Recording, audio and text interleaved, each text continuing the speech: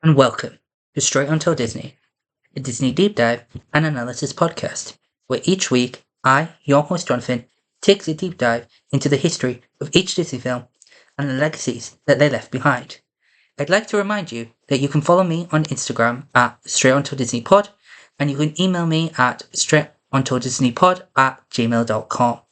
So hello and welcome to this week's bonus episode, where I'm going to be talking about everything coming when it comes to films in 2026 and a few predictions I have for what will get announced at D23 and some of the things that I think we'll see coming up in that vein. So we're going to go through every film that's a major Disney release. I'm not going to go into any of the Searchlight films just because they're not like in the main bulk. I am going to talk about The Devil Wears Prada 2 because it's 20th Century Fox, and I think it's going to be interesting to see how that fares as a Disney release.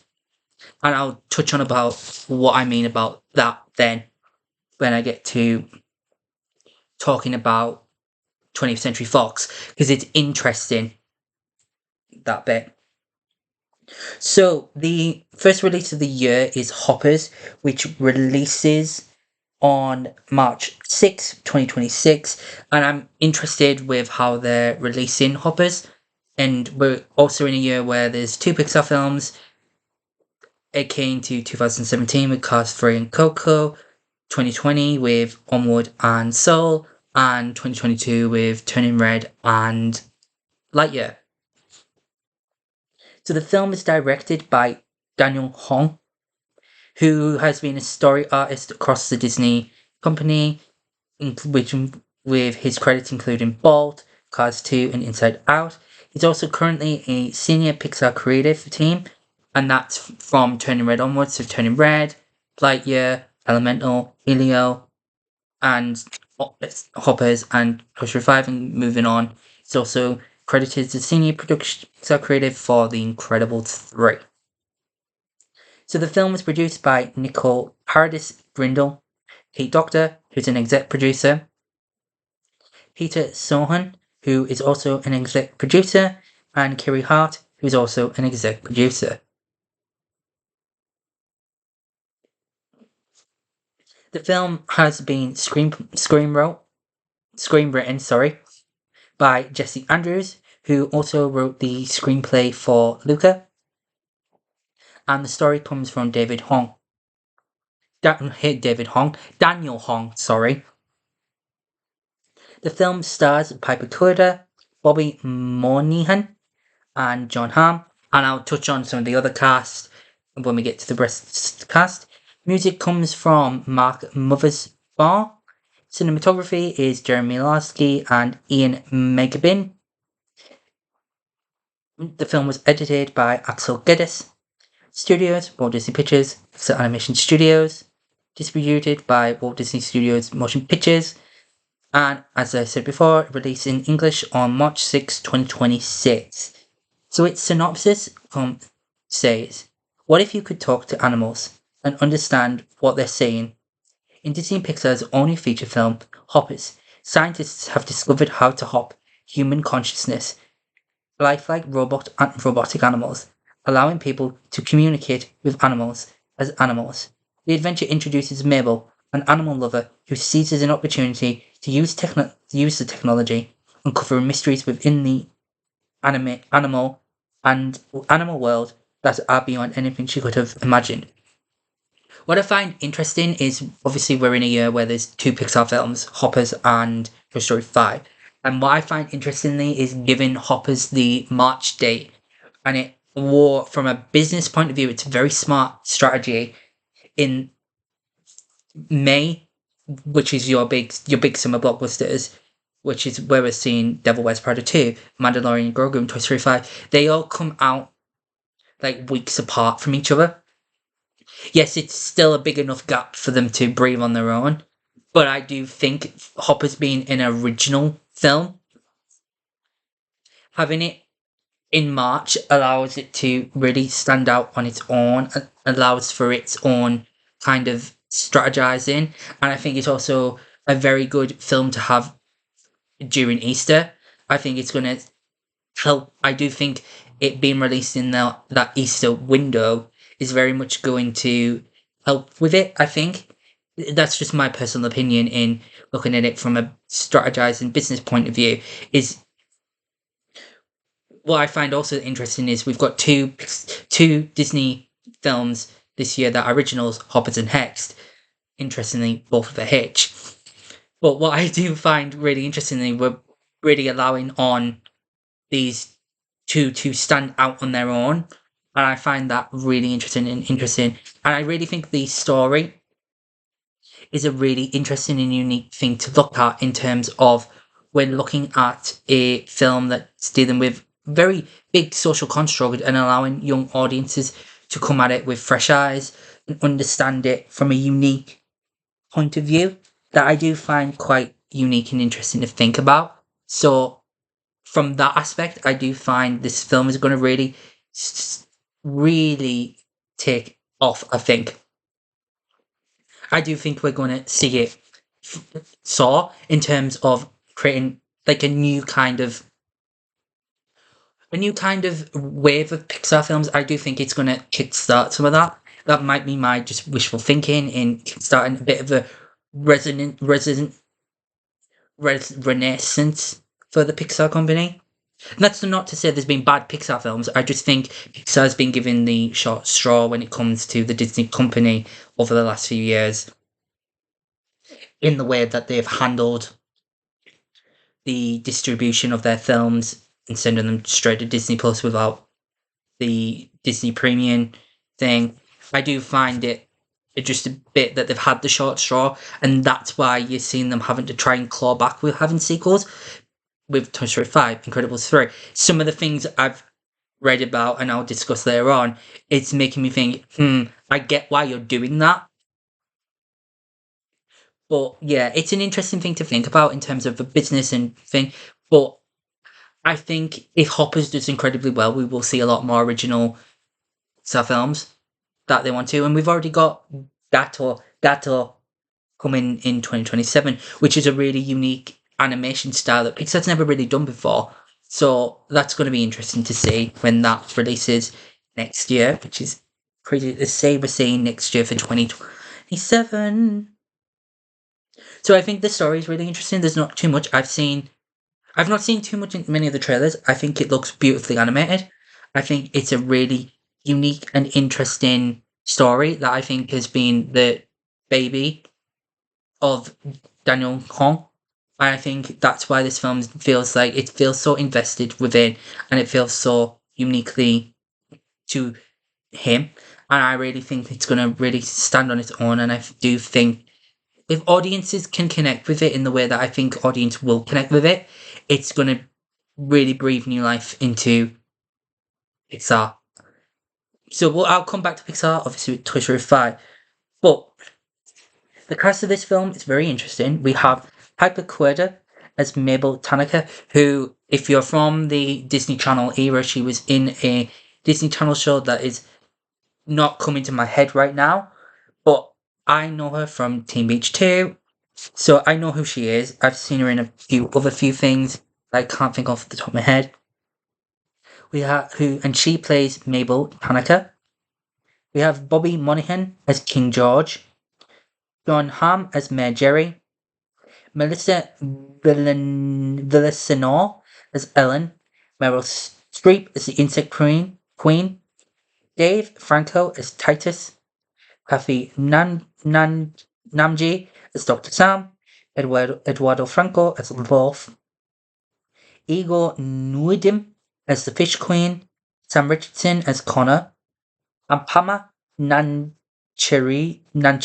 as Dr. Nisha, Vanessa Bayer as Diane, Isaiah Whitlock as Bird King, Nicole Sakura as Reptile Queens, Tom Law as Tom, Karen Hu as Grandma Tanaka, Steve Purcell as the Amphibian Queen, and Dimitri Martina as the Goldfinches.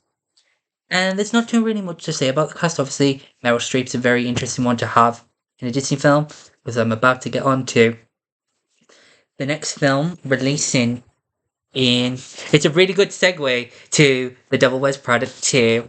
And I don't know if you know me from my personal Instagram account, you know how excited I am for the film. It is 20 years in the making, which is, I can't believe we're getting a sequel to The Devil Wears Prada 2. And if you know, Meryl Streep's not one for doing sequels. She's barely in the second Mamma Mia for that reason. So I don't want to. I'm not going to spoil Mamma Mia 2. But if you know the role that Meryl Streep plays in the film, you'll understand why. So the film is directed by David Frankel, produced by Wendy Finneman, and written by Aline Roche McKenna. And now, if you're wondering, are these the same people who wrote the first film, produced the first film, and directed the first film? All the people who worked on the first film are coming back to do this film. We have no synopsis yet. It releases May 1st, 2026, which I'm so excited about. And it's the first, big 20th century film that's very much more directed towards a much more broader demographic to some of the more horror films they've released, which I find interesting that we're now starting to see that Disney's dropping into these bigger 20th century properties that they own film side, because we've got not so much in live action, but next year we have Ice Age 6. Ice Age 6 is Ice Age Boiling Point, and we have The Simpsons movie 2. So they're starting to tap into some of those that they have at their disposal, which I find quite interesting to think about.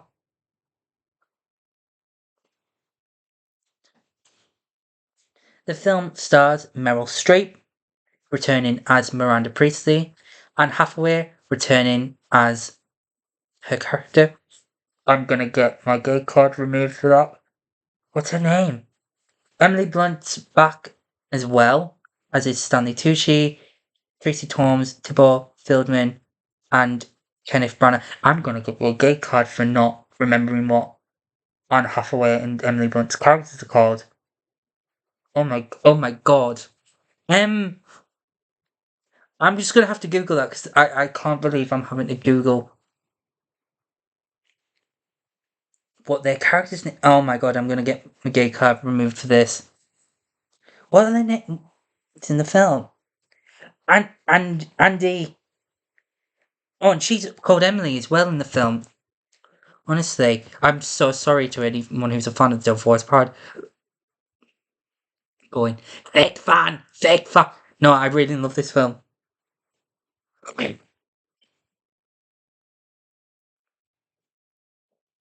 So there's no synopsis. We have no synopsis yet, but the cast is stacked. So joining the names I've mentioned above, we have Simone Ashley, Lucy Liu, Justin Theroux, BJ Novik, Pauline Chalamet, Helen J. Sheen, Conrad Rickerman, Caleb Heron, Rachel Bloom, Patricia Bramwell, Sydney Sweeney, Bria Condon, Daniel Liu, Donatella Versace, and Lady Gaga, who I'm a massive fan of and is supposedly writing songs for this film.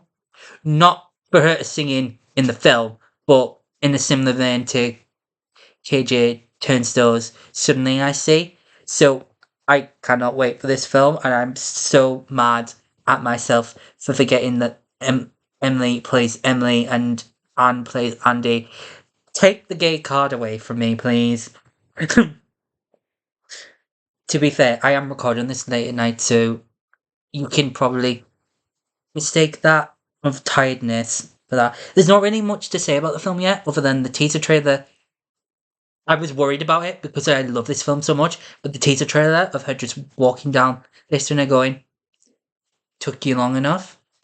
Of all I needed to see was Anne Hathaway, Andy step in that elevator and go, Miranda, and for Meryl Streep to go to top to tip her sunglasses and go, took you long enough. It just it's just a masterpiece in what they're going to do with that film, and I do think it's going to really bring that era of film back that we don't really have now, which I find so fascinating to think about. We move on to the film following The Devil Wears Prada 2, The Mandalorian and Grogu, which is directed by Jon Favreau, even, who I don't need to go through his credits if you know Disney fans. He's the director behind the Jungle Book Lion King live actions. He's the director of the first two Iron Man films. He's also appeared as Happy Hogan in across the MCU. The film is produced by Jon Favreau, Kathleen Kennedy, and David Fillion. Films written by Jon Favreau and Dave Fillion. The film stars Pedro Pascal, Steve Blum, Sigourney Weaver, Jeremy Allen White, Johnny Cohen, and Dave Filoni. Music is composed by Ludwig Göransson. Cinematography comes from David Klein. The film was edited by Dylan Fersham and Rachel Goodler-Katz. Obviously, studios is Lucasfilm. Distributor is the Walt Disney Motion Pictures. Film is released May 22nd, May 22nd, 2026. And obviously, it's going to be released in English and has a budget of 166.4 million, which I'm guessing was spent most on the volume wall, which I find interesting. I have a kind of love-hate relationship with the volume wall, just because I think the volume wall is used a bit too much within the film landscape, especially when it was first introduced. I think for Mandalorian, it worked. I don't need Coronation Street, which is a British soap, if you're listening across the world, using it and making Manchester look like Gotham, which was a really interesting choice. So that's why opinions on the volume wall. The synopsis for the film reads: The evil empire has fallen and Imperial warlords remain scattered throughout the galaxy. As the fledgling New Republic works to protect everything, the rebellion fought for them. They have enlisted the help of legendary Mandalorian bounty hunter Din Djarin and his young apprentice Grogu. Now, one of the things I know a lot of people don't really like a lot of what Disney have done with the Star Wars franchise. I'm not a massive Star Wars fan, so for me this is like, that's alright. But I do think The Mandalorian has to be one of the best things that they managed to produce and create in creating this branch of the timeline.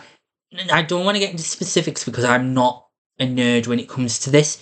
I'm a nerd when it comes to Marvel and Avengers, which I'll talk about later on. But when it comes to this, I'm not massive into it just because I never grew up with it. It's not really something that I gravitate towards. I've seen all the films, don't get me wrong. It's just not my niche area. But I think coming into creating stuff for Disney Plus, creating this new kind of character and mythology that's set long after the Luke Skywalker, Darth Vader, but before all the new stuff, just allowed it to breathe a bit more in its term of creativity that I don't think Marvel had, despite the fact they were pushing out about the same amount of content. But I do think, and I think universally people agree that the Mandalorian has been one of the more successful sides of the Star Wars TV landscape. So Pedro Pascal returns as Din Djarin, the Mandalorian. Steve Blum as Garazeb. Oh, Garazeb Orales. Oh, that's Zeb from Rebels. I have watched Star Wars Rebels because I grew up with Disney XD. So I'm a massive Phineas and Ferb fan as well. Sigourney Weaver as Colonel Ward. Jeremy Allen White as Rotter the Hutt. Johnny Coyne as the Imperial Warlord. Dave Fillion as Crapper Wolf. And David Cord as Grogu voice. Obviously the voice role. Yeah, so I'm going to move on because there's not really too much to chat and discuss about this. And I kind of want to delve into Toy Story a bit. And I want to have a real discussion about Toy Story 5. Because I think I'm more in the camp of not. But on the whole, The Mandalorian Grogu, it looks good. from the teaser we've had. I think we'll see a full trailer at the Super Bowl. So I do think it'll be interesting to see what the story unfolds within it and how they manage to tie it to the show. I know part of Ahsoka Season 2 is supposed to tie into it as well when that releases at some point. So it'll be interesting to see what they do with that. So, Toy Story 5. Probably the most controversial on the list of films releasing next year is Toy Story 5, just because a lot of fans don't think we need it. However, I'm going to try and argue that we did. And maybe you can disagree.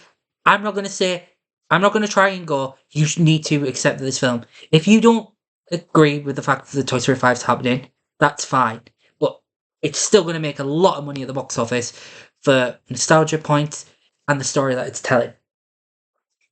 So the film is written and directed by Andrew Stanton.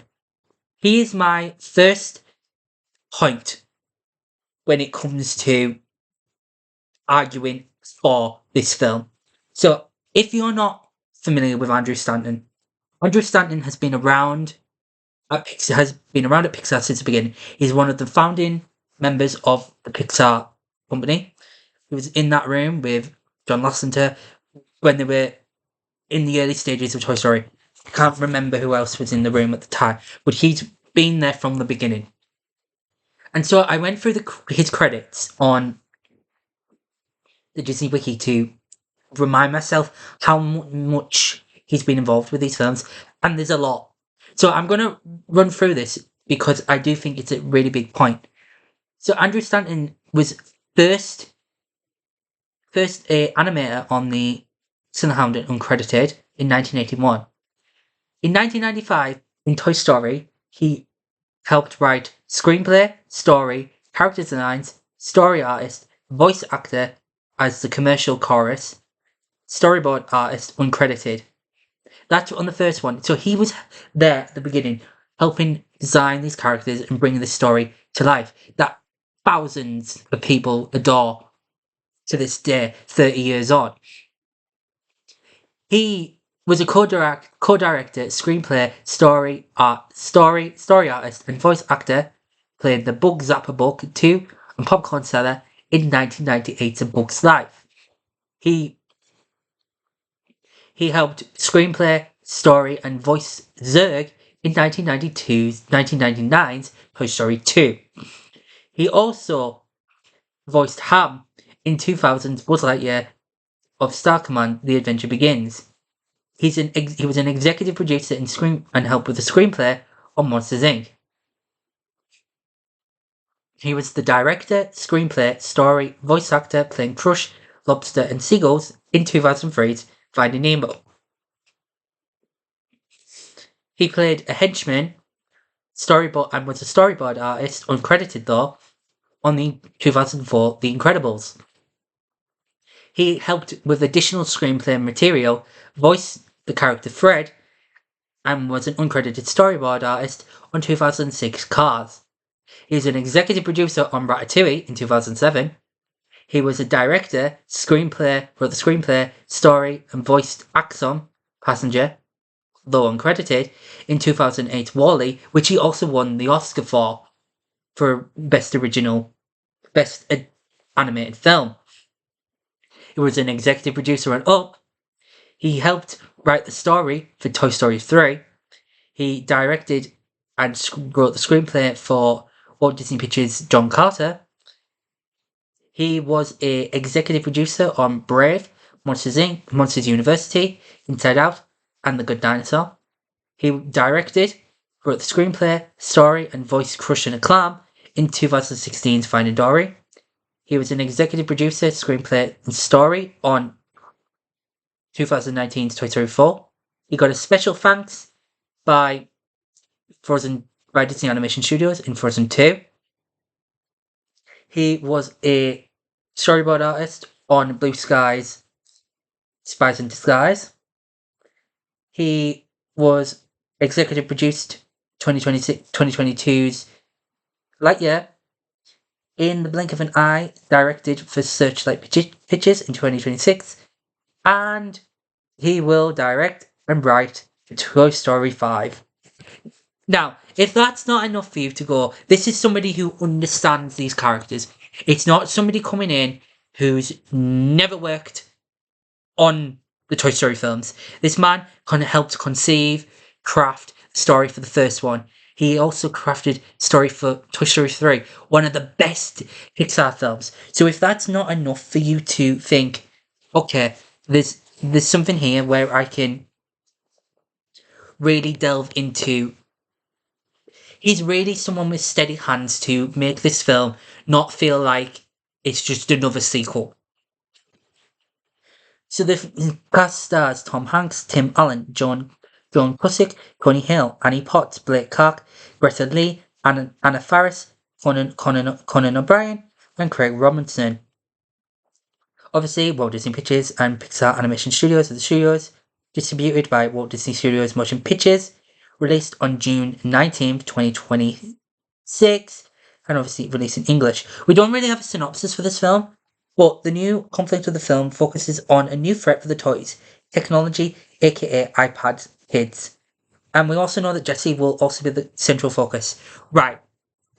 So, when it comes to this, and I've seen a lot of people going, oh, so now we're making the female character, another female character, the main protagonist of the film.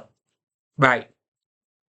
Let me take a step back and go, Jessie the Cowgirl is the perfect character to be the protagonist of a film that's dealing with with the toys being abandoned for them playing on iPads. Jessie's whole original character arc in Toy Story 2 is her fear of being abandoned, fear of being not played with because she was pushed aside by her owner, Emily.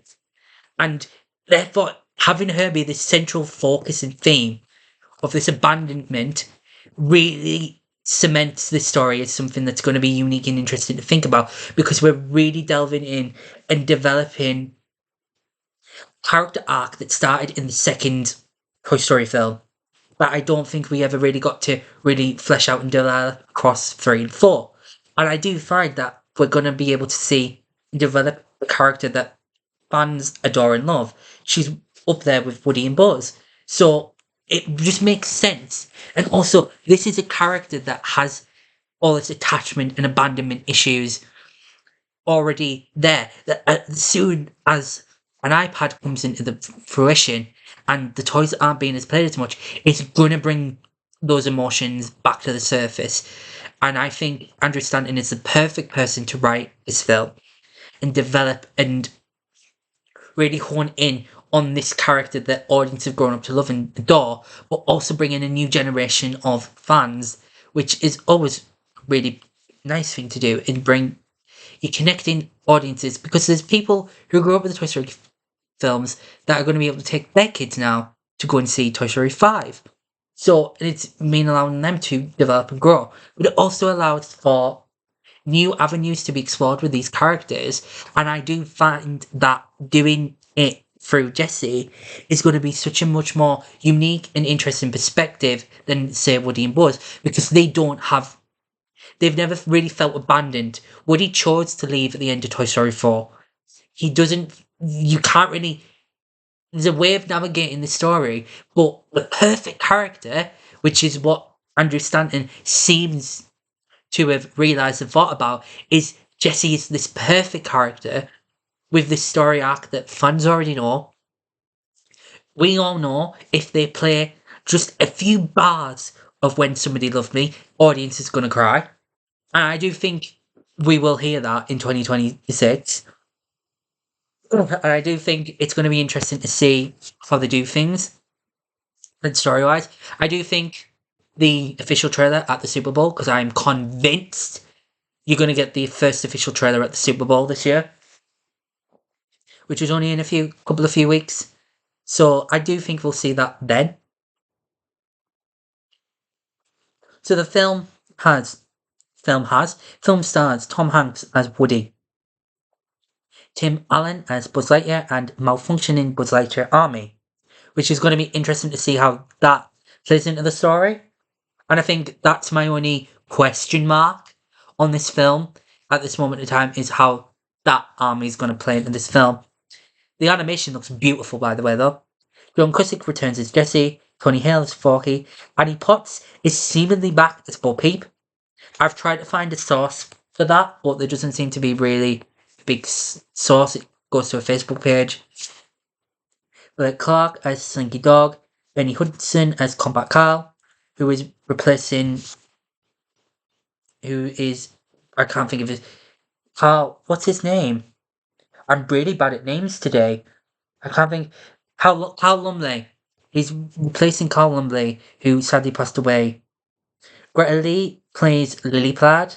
Conan O'Brien plays a character called Smarty Plants. Anna Faris plays a character called Snappy. And Craig Robinson plays Atlas. I'm going to assume, because we haven't seen what Atlas and Snappy look like, I wonder if they're apps on Lilypad. That's my theory currently. Atlas being like a geography game, Snappy being like Uno card type game that you play on there. We also have confirmation that Ham, Rex, Bullseye, Mr. Potato Head, the Little Green Men, Karen, Beverly, and Bonnie Anderson will also appear. Now, it's interesting that we don't have John Ratzenberg and Wallace Shawn confirmed to be voicing Ham and Rex, so it's going to be interesting to see there, but I'm assuming they'll be back playing them roles. If you know, John Ratzenberg's been in every Disney Pixar film. He skipped over a few that were the 2020s. His last one was Onward, and then he returned in Inside Out 2. And I cheered when he appeared, when I heard his voice, when I saw Inside Out 2. It's going to be interesting to see how they do the Potato Heads, considering both have since passed since Toy Story 4. So I'm intrigued. I'm interested in what they're going to do with the film. But I do think, please give it a chance. And don't just dismiss it just because you don't think we necessarily need one. So, coming on to a film that I don't think we needed yet. Coming off one that I think is going to be beautiful, to one that I think, why? Why now? The live-action Moana, which is directed by Thomas Kail, who, interestingly, has directed both Hamilton and In the Heights on Broadway. So, it's interesting to see somebody from a theatrical background coming into a film that is very theatrical, and obviously Thomas Kail has worked with Lin-Miranda Miranda, who wrote songs for the original Moana. So it's going to be interesting there. I don't see him listed. And the film was produced by Dwayne Johnson, Bean Finn, Dana Garcia, and Hiram Kutter. The film was written by Jared Belch, who's got a long streak working across Disney films from 2014 onwards, starting with Big Hero 6, and he's had a role on literally everything since Big Hero 6. He was a creative leadership in Big Hero 6. He co-directed screenplay, story, creative leadership, voice actor in Zootopia. He screenplay, creative leaded Moana. He created leaded Ralph Breaks the Internet even. Created leaded Frozen 2. He was an executive producer, studio, and creative leadership on Raya and the Last Dragon. Directed, screenplay, story, creative leader on Encanto. He was a creative leader on both Baymax and Zootopia Plus. He had a special thanks in 2023's Once Upon a Studio. Creative lead on Wish. Screenplay, story, executive producer, creative leadership on Moana 2. Director, writer, executive producer, studio leadership, and voice actor on Zootopia 2. He's executive producing, studio leadership on Hext, Frozen 3, and Frozen 4. So he's got a long history, and the film also has Been written by Dana Lennox Miller. Film stars Catherine Lagaia, Dwayne Johnson, John Tu, Frankie Adams, and Rena Owen. Music comes by Mark Mancina. Cinematography by Oscar Ferrer. Walt Disney Pictures, Seven Books Productions, and Flynn Picture Co. Studios. Distributed by Walt Disney Studios Motion Pictures. And released July 10th, 2026. There's no synopsis yet, but I'm going to assume it's going to follow the exact same plot of the original film. Catherine Lagayane plays Moana. Dwayne Johnson is Maui. John Tu is Chief Tui. Frankie Adams is Sinner, and Rena Owen is Grandma Tala. And that's all we have for it. And frankly, I don't think we needed Moana now. Moana's only 10 years old and it's getting a live action film. And there's so many other films that could really do with a live action treatment that I'm going to touch on in a upcoming episode of Disney Hot Topic. I don't think Moana was necessarily ready. I don't know why we've gone with Moana. Because I'll discuss this in a bit, but Tangled's clearly next in the one to be released. And that's 15 years on. But we're only 10 years on from Moana, and it kind of feels like we're in a Moana fatigue at the moment, because obviously Moana 2 only came out in 2024, which isn't too much of a problem, because Moana 2 was originally a Disney Plus show that was reworked into Moana 2, and there's now teasers of Moana 3, and it looks like Disney's moving away from a lot of original content to doing sequels. Zootopia 3 seems to be guaranteed. Moana 3 was teased. We're getting Frozen 3 and Frozen 4 coming up. So yeah, it's an interesting one. I don't want to say too much because I want to discuss it with other people. I don't think it was necessarily needed. So there's a bit of a break from July till November when we get the Thanksgiving weekend film, which is Hexed, which is directed by Josie Trinidad and Jason Hand, produced by Roy Conley and Juan Pablo Reyes Lancaster Jones even. Studios, Walt Disney Pictures, Walt Disney Animation Studios. And it's going to be released November 25th, 2026. And Hexed is an all-new original film that follows a teenage oddball and his mom who discover his weirdness is actually hidden magic, transporting them to a world where magic can run free. This feels very in vein with the 90s Disney films, and I'm very, very excited to see what they do with this film. I'm not going to say too much now, because I want to wait until we get a bit of a teaser trailer or something that just gives us a better understanding of what this film is going to be, how they're going to do it, and just leave it from there. Because I think if done correctly and marketed really well, this film could be brilliant. And I think it's going to tap into a bit of more of a market that you don't necessarily see anymore. Disney hasn't really done the big mythological, dark fantasy type films for a long time. And I think from what I'm reading, we could see that coming back with a much more in-depth look into magic and how magic is done in the mythology. I really think it could stand on its own. And I think I can't really judge this because I don't know too much about it. And we probably won't see anything till about May. Probably it's going to probably be attached to Hoppers or Toy Story 5, I would assume. Or even we get it just get it at D23. So the final film releasing in 2026 is Avengers Doomsday, which is directed by Anthony Russo, Joe Russo. Need I say any more about what they've done? I think everybody knows. First film they directed was Captain America the Winter Soldier, then Captain America Civil War, Infinity War, Endgame. There's been some hits and misses with their films outside of Marvel, but I know they're both steady hands and they know what they're doing in crafting a story where there's that many characters. The film was written by Stephen McFeely, who has written on all the films I just mentioned before, Michael, as well as For the Dark World with Christopher Marcus. who interestingly isn't coming back for this, and Michael Waldron, writer of Loki and Doctor Strange into the Multiverse of Madness, is helping with the script. Film executive produced by Kevin Feige, Joe Russo, Anthony Russo, and Jonathan Scott. Cinematography comes from Newton Thomas Sigel. Its score comes from Alan Silvestri, who's scored all the Avengers films, and releases December 18th, 2026. I'm going to run through the cast.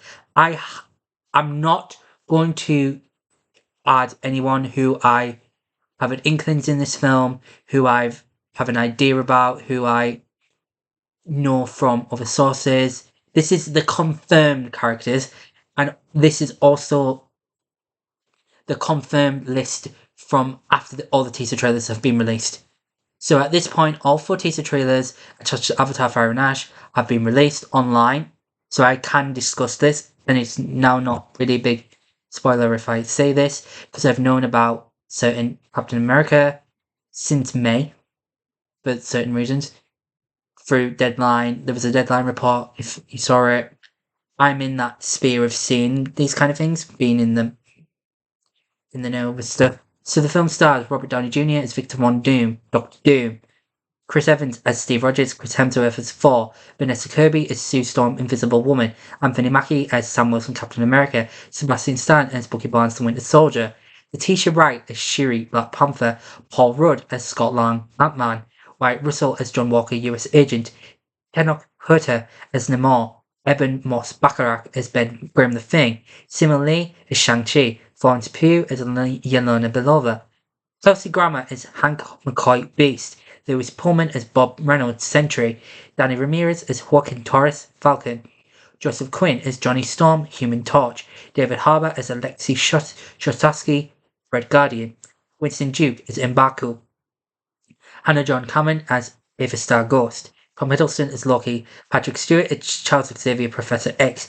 Ian McKellen as Eric Lesche Magneto, Alan Cumming as Kurt Wagner Nightcrawler, Rebecca Romijn as Reverend Darkholm Steak, James Marsden as Scott Summers Cyclops, Channing Tatum as Remy the Blue Gambit, Pedro Pascal as Reed Richards Mr. Fantastic, Mabel Cadena as Namora, and Alex Livenin as a tumor, who are both from Black Panther Wakanda Forever, if you were wondering who they were.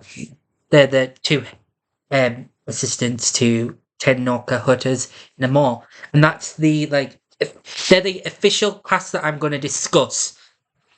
Because there is other characters that I know about. I believe India Rose Hemsworth will be playing Love in a small capacity in the film, potentially, just by the context we've got from the Thor trailer. There's characters that I'm not going to discuss about because I have an inkling. I don't think we're probably looking at going into story spoiler territory when it comes to Avengers Doomsday, so I want to just stay completely spoiler free for anyone who's listening. The only spoilers that is the cast list that is announced, the cast list that has been added to, updated since all 4 of the Doomsday teaser trailers have been released. That's the cast I'm going to talk about. There's not much about the plot, and I want to discuss and dive into what I think Avengers Doomsday is going to adapt and rework for Avengers Doomsday to work. And I'm going to do that in its own bonus podcast. But I'm very excited for this film. I'm intrigued to see what they do, how they attack such a story from the pivot from Kang the Conqueror.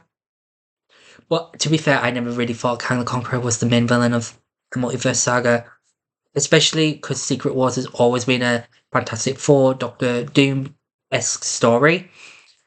It kind of felt like it was going that way, and I don't understand why Doctor Doom wasn't the big bad of the Multiverse Saga to begin with. Especially when we got the... I think, especially when we got the news that Disney had bought 20th Century Fox, the X-Men, the Fantastic Four, they were now Marvel property, and Marvel was going headfirst with the Fantastic Four first, and not the X-Men. And I did think, and then we got this inkling that we were going into multiverse territory. It kind of set the scale and allowing for this unique storytelling thing to happen. Do I necessarily think Downey as Doom was on my bingo card? Nope. Do I necessarily think agree with it? I think I need to see him in the role before I think I just need to see him in the role before I decide what I want to do with him and how I feel he's gonna play the role in terms of the character. So that's it when it comes to all the films. So I'm gonna just run through what I expect to be announced at D23 when it comes to the films. I'll dip into a few TV shows as well.